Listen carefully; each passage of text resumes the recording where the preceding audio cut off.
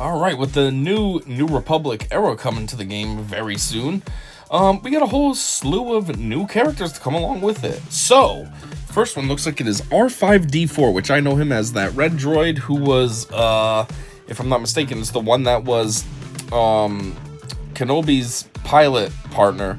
But I think there's also one that was in New Hope, but the one that was Kenobi's, it ends up getting destroyed by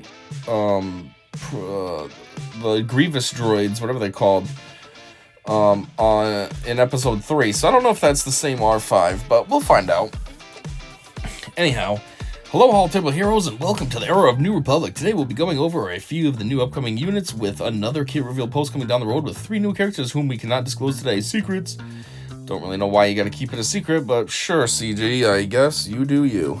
Anyhow, as finalized artwork comes in, we'll be adding them to the kit, so stay tuned. No, you won't. You say this all the time, and you never do it. In the very first eras that came out, they said that, and I waited and waited and waited, and the era came to an end, and they never updated.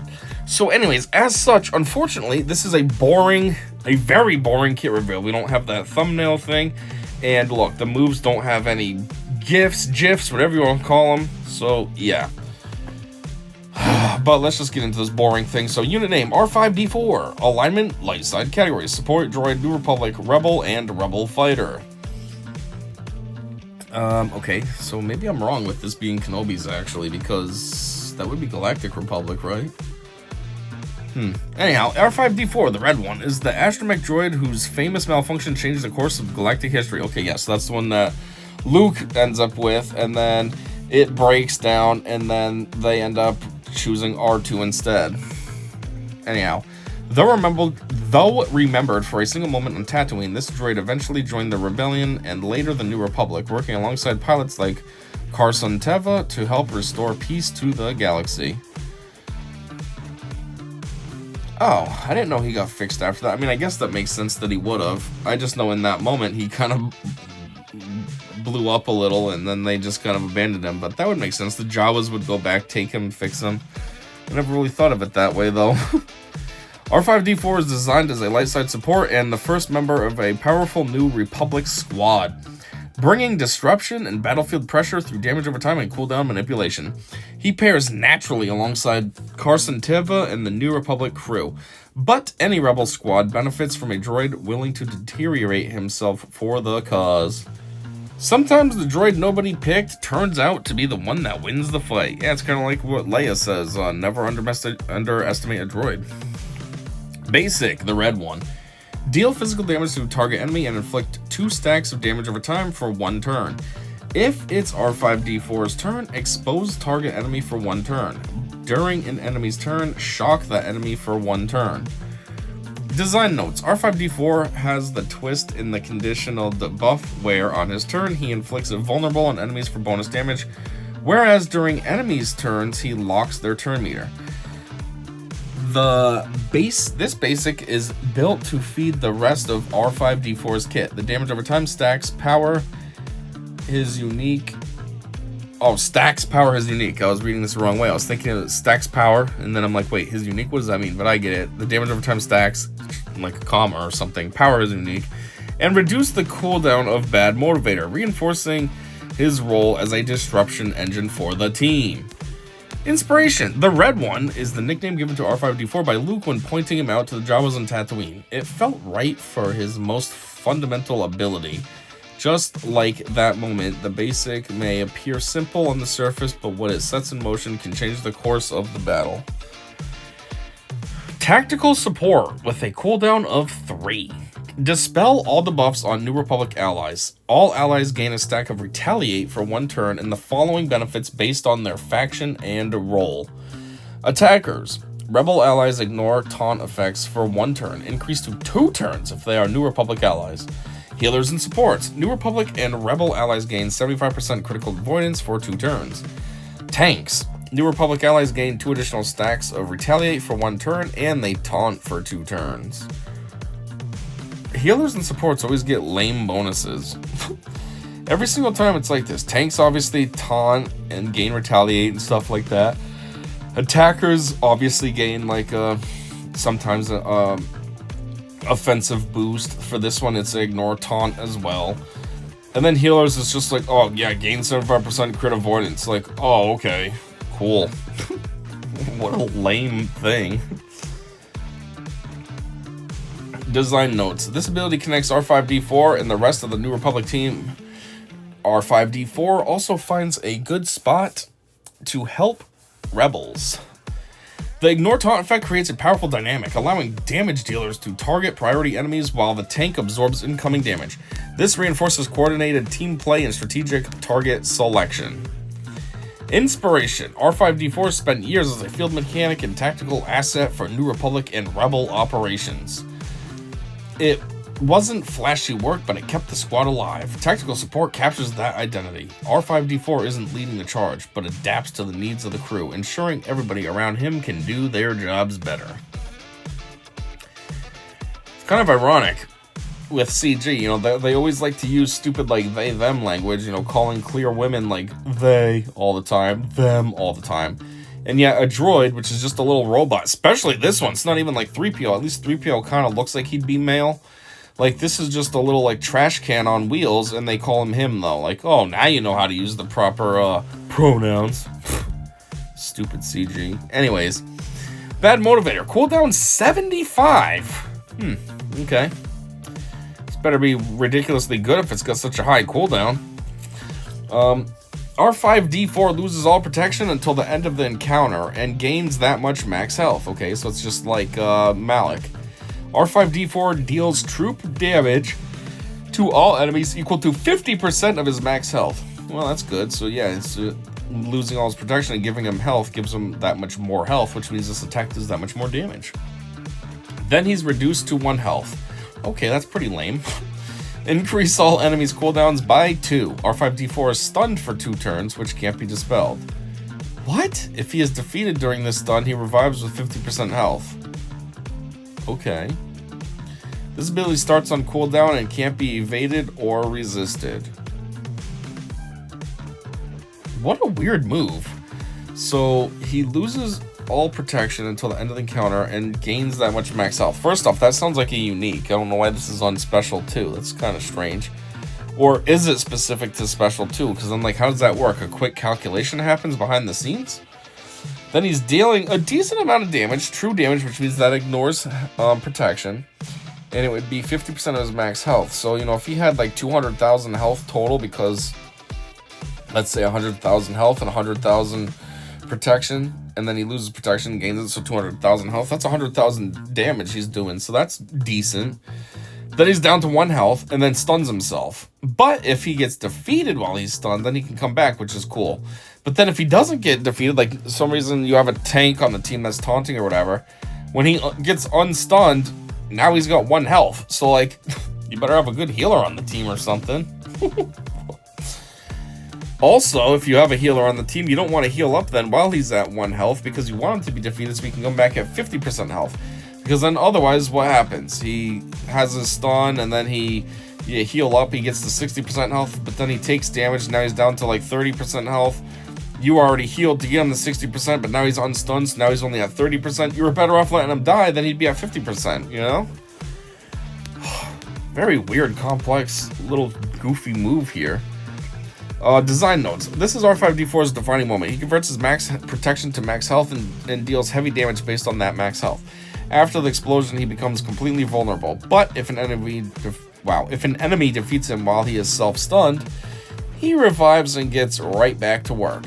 I mean, I guess the idea behind that is like how he kind of blew up when Luke bought him. But then, you know, apparently he got fixed and all that, and then he went on to do a lot of great things. So, I guess that's the idea here. Anyways, synergy. The more damage over time the team spreads through his basic and assist attacks, the faster the bad motivator is ready to blow again.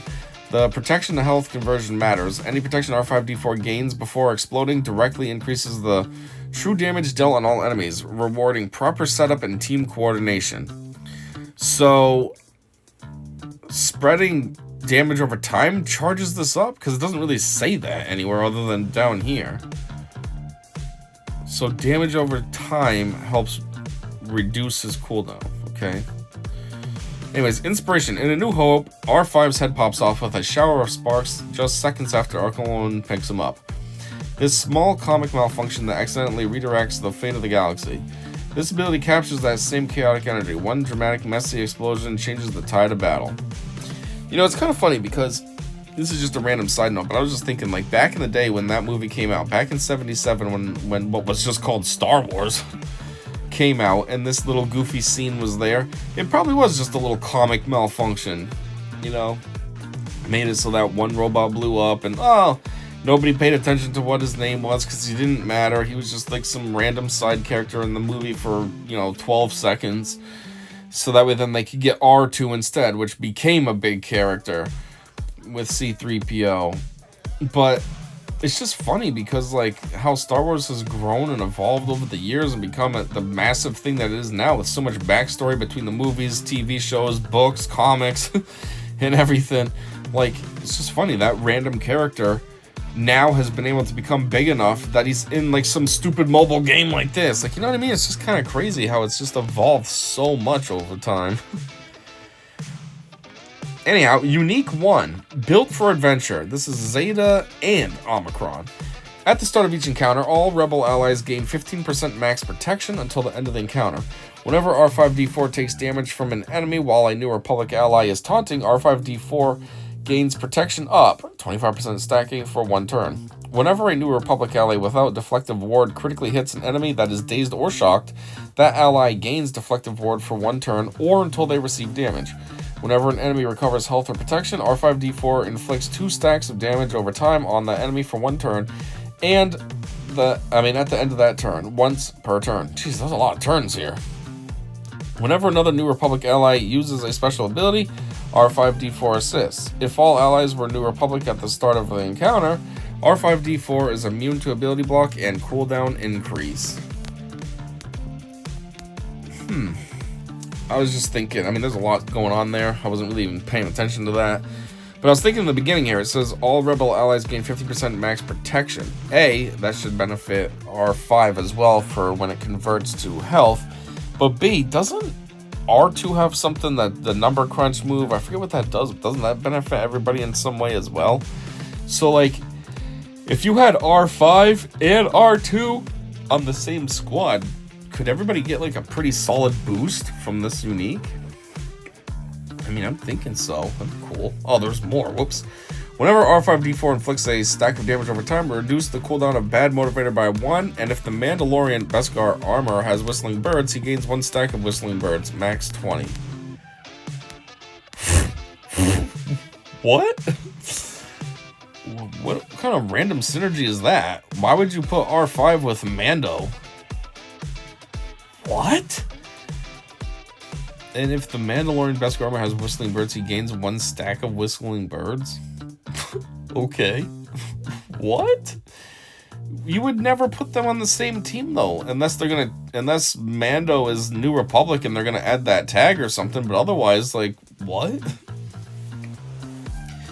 While in territory wars, okay, so the worst Omicron, and all allies are non-galactic legend New Republic, at the start of the encounter, all New Republic allies gain 50% defense and tenacity until the end of the encounter. The cooldown of Bad Motivator is reduced by 30 at the start of the encounter, and every time Bad Motivator is used. Wait, what? It is reduced by 30 at the start of an encounter? So that 75 goes on to 45 right out the gate? And every time it's used. So when you use it once, it goes down 30 more? So then it becomes a cooldown of 15? And then if you use it twice, what's that mean? It's just instant? Because now you'd be at negative 15? Whenever R5-D4 inflicts a stack of damage over time, all allies gain 10% max health, stacking max 100%. Whenever R5-D4 uses Bad Motivator, all enemies' cooldowns are increased to maximum. Well, that's good. I mean, the normal way they increase by 2. This way it puts them to max, so that's potentially pretty good.